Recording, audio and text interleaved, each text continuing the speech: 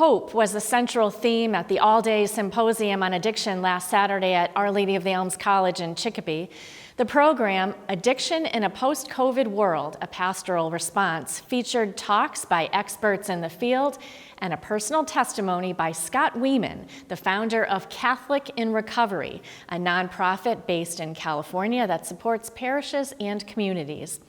As Carolee McGrath now reports, Wieman found healing through a 12-step program and his Catholic faith.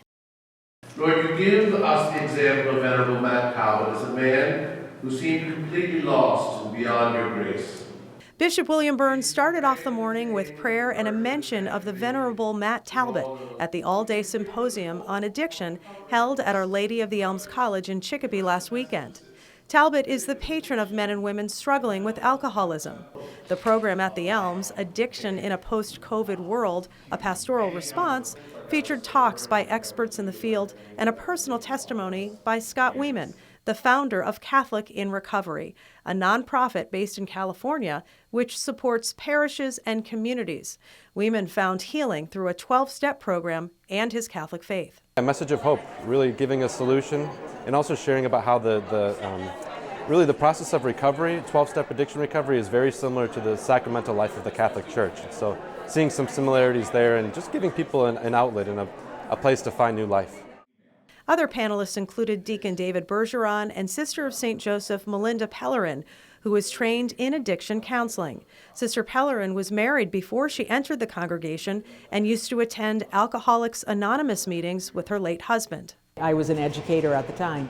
How many teachers that I saw in these AA meetings, which I began to think about addiction as it's a problem that affects any branch, any family, it doesn't, economic situations, it doesn't matter.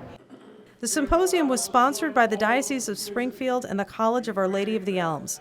Celeste Labby, the director of the Office of Faith Formation, was one of the organizers. She lost her nephew a few years back to a fentanyl overdose. He had disclosed to his parents that he was dealing with an addiction issue and forbid them to speak about it. So imagine our surprise when we got the telephone call that he had passed away of a fentanyl overdose in his bathroom, all alone.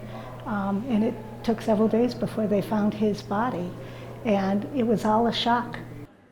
Dr. Wayne Gavrick, who is board certified in addiction medicine and is affiliated with Bay State Franklin Hospital, also gave a presentation, as did State Senator John Velas.